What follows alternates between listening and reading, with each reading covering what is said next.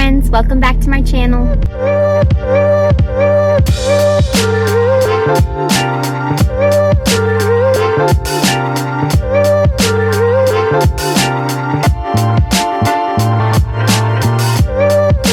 If you're new here, hello, welcome. My name is Haven. I'm a first-time mom to an almost 6-month-old. What? Next week he turns 6 months. That's insane.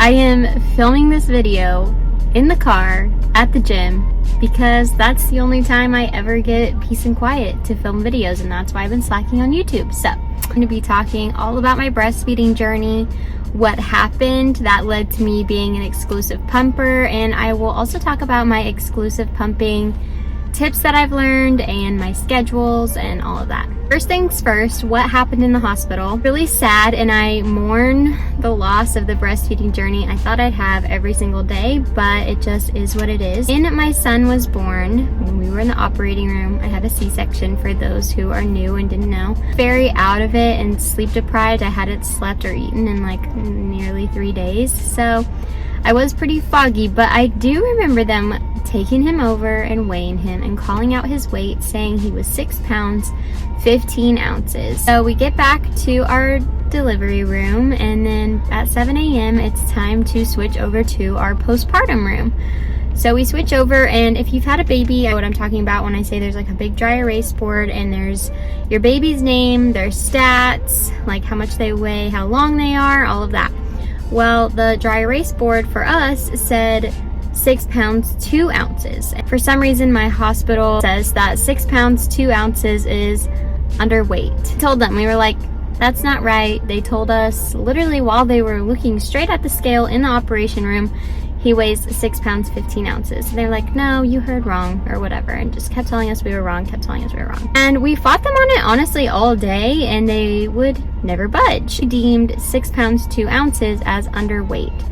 So they told me that my colostrum wasn't going to be enough. We needed to get his weight up, so I needed to decide between donor's milk or formula. And I went with donor's milk. Disclaimer, I did not realize that donor's milk is typically reserved for babies that are like in the NICU, or else I would never have wanted to take that from them, especially since he didn't need it. I am a first-time mom. I've never had a NICU baby. I didn't know that. So I went donor's milk. So I don't know why they would even offer it to me, because I've talked to a lot of people on my social media, Instagram, TikTok, and people have even had like 5-pound babies and were never told their babies were underweight, and their colostrum until their milk came in was perfectly fine for them. So I don't know where all that was coming from, but basically he had to take donor's milk immediately.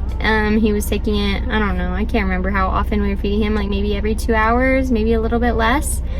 And we were still trying to latch and everything, but you know, as soon as he had the bottle and he got the quick release of the bottle, he wanted that. It would like latch on, but milk didn't start coming out quick enough for him.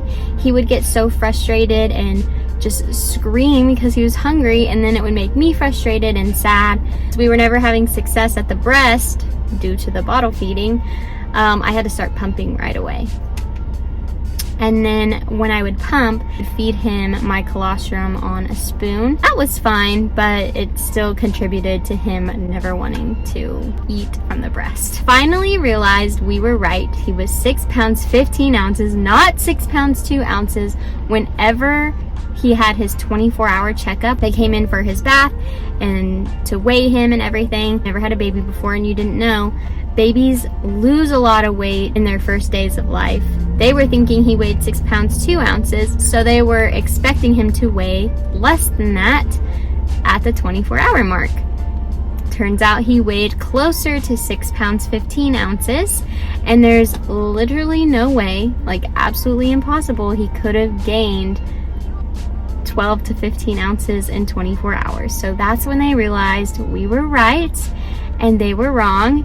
And now we had been giving him donor's milk for literally no reason. My colostrum would have been just fine until my milk came in. I did try for like 3 to 4 months to continue latching, continue trying to breastfeed, because that's something that I really wanted for us. I don't think he ate from the breast one single time. Just wanted it quicker than what I could give him. It's the story of what led me to exclusively pump. Let's talk about my schedule. So my schedule now is different than what it was in the beginning. So I'll start with what it was in the beginning.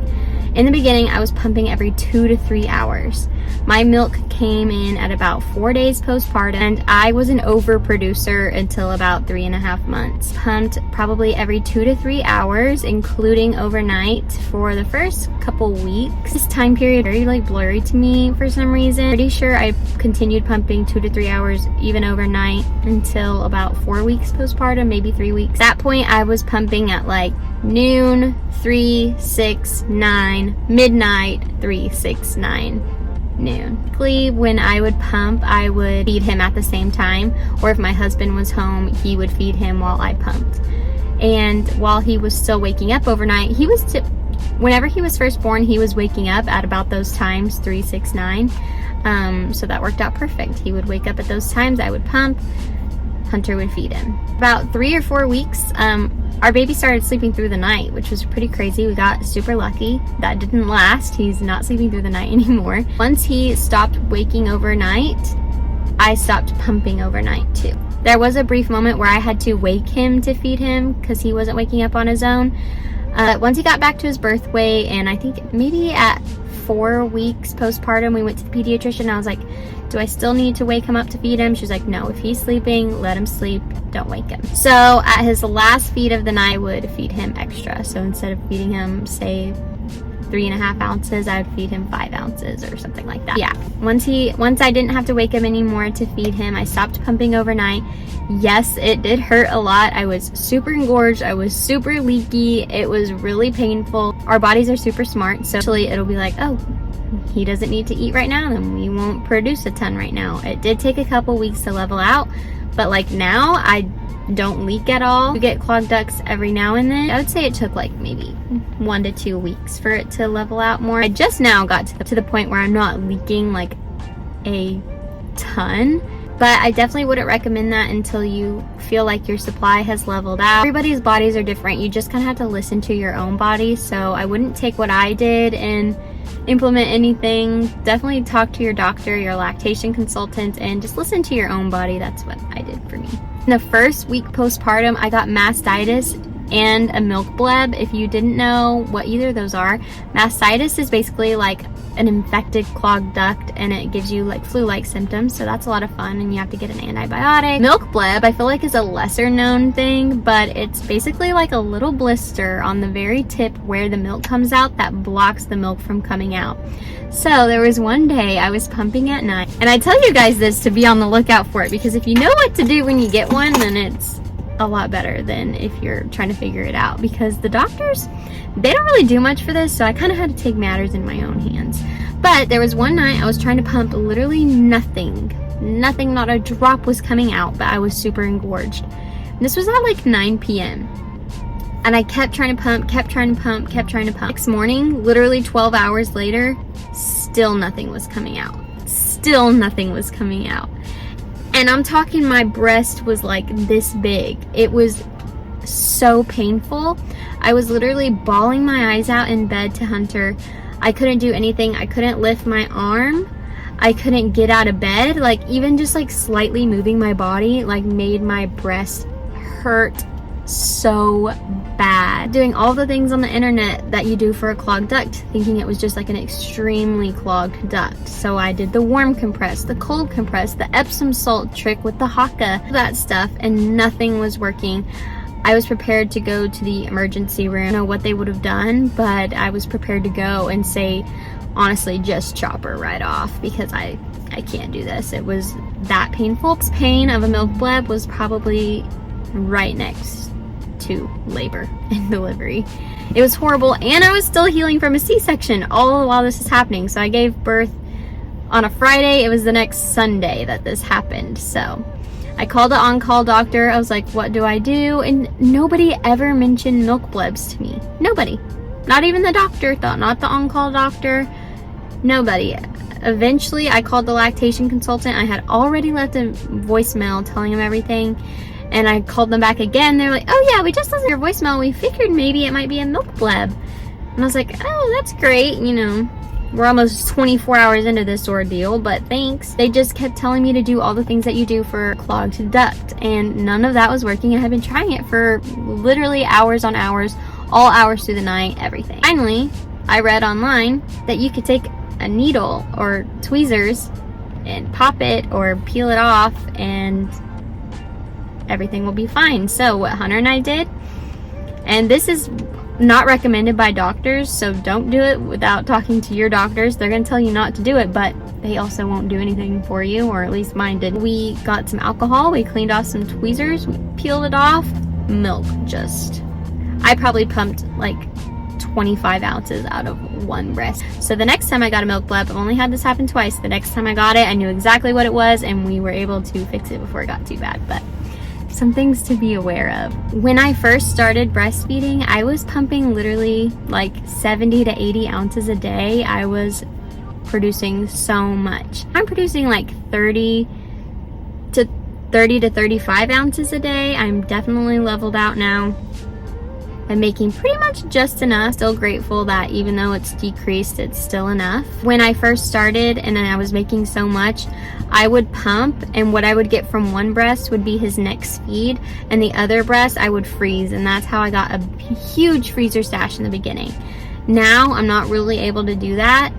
Now when I pump, one breast is his next feed and the other one goes in the fridge in case he gets hungry quicker than I pump, if that makes sense. So I'm really not making enough to freeze anymore, so my freezer stash is gonna be gone pretty quickly. But if I had to give any tips for exclusive pumping, it would be to get multiple sets of pumping supplies. I have 3 sets. All my schedule is I pump every 3 to 4 hours rather than every 2 to 3 hours. It's usually, my first pump of the day will be when he wakes up, which is about 5 or 6 lately. I will pump and feed him at the same time. And then from there on out, I'll do every 3 to 4 hours. So say he wakes up at 5, I'll pump at 5, 9, 1, 5, 9. Last pump of the day will be between 9 or 10, and then I don't pump overnight, like I said. And like I said, my body adjusted, it's fine. I pump more, probably. But if I pump sooner than 3 or 4 hours, then I don't get a lot. I'm sure my body would condition and eventually start to make more, but I'm pumping exactly like what he needs, so it's fine. Yeah, have an extra set of pumping stuff. Take 2 to bed so I can have one for the last pump of the day and one for the first pump of the day. And then I wash all my bottles and pump parts that I used overnight in the morning when I wake up. Stick to your schedule, especially if you're an underproducer. I don't have experience with that, but I have heard that you do need to make sure you're really sticking to your schedule. Kind of like comfortable with overproducing, so I'd be like, eh. And that might be why I took a dip, but yeah, definitely stick to your schedule. Stay hydrated and keep your calories up, because like for me, I will become a literal zombie if I'm hungry and I keep pumping throughout the day, because it takes so much energy and calories out of you to make that milk. Like, I will feel like I'm gonna pass out. I'll get super anxious. I literally become a zombie, like no expression on my face whatsoever. So make sure that you're eating enough and staying hydrated. I use the Motif Luna pump and I think it's amazing. I have the battery powered one, so I can charge it, and then after it's charged I can take it with me anywhere and not have to be plugged into the wall. So that's nice. I take it in the car with me when I pump. Easily take it to people's houses. It's just really easy. I do have wearable pumps. Are very convenient. The only reason I don't use them very often is because I have too much milk for it to keep up with, I feel like, and there's so many tiny parts that I hate to wash. So I recommend the Mom Cozy S12 Plus. That's my favorite one so far, and I've tried a bunch of different ones.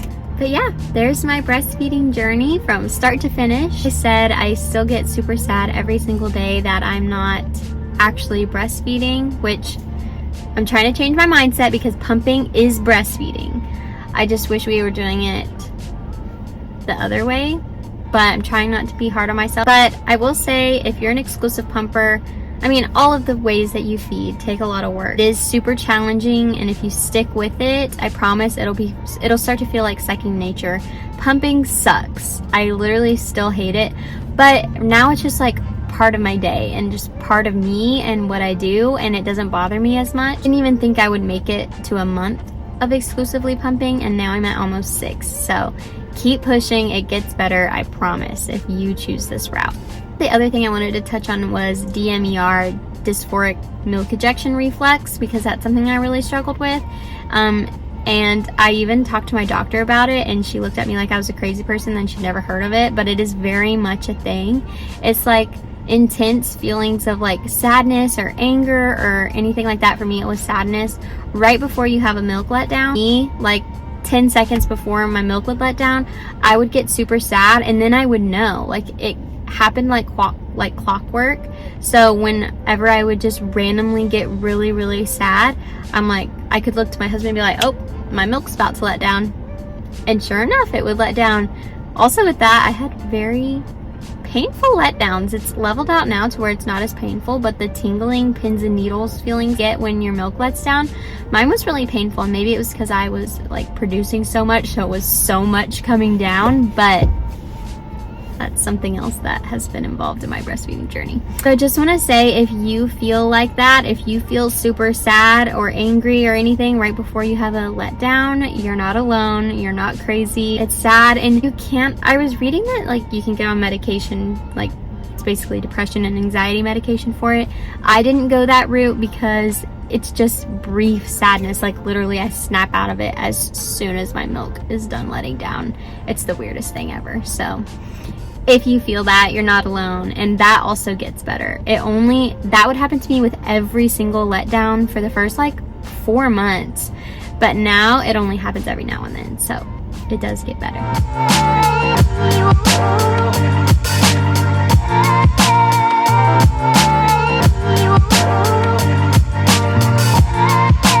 I took all the questions that you guys asked me on Instagram breastfeeding Q&A question box, and I think I got them all answered here. But if I didn't answer your question, or you have any more questions about my breastfeeding journey, exclusively pumping, tips, or anything else, leave them in the comments. I will be in the comments and I will be answering those. Just let me know. And I hope you guys enjoyed. Make sure you like and subscribe if you like this video. I appreciate your support so much. Thank you so much for 12,000 subscribers. Literally insane.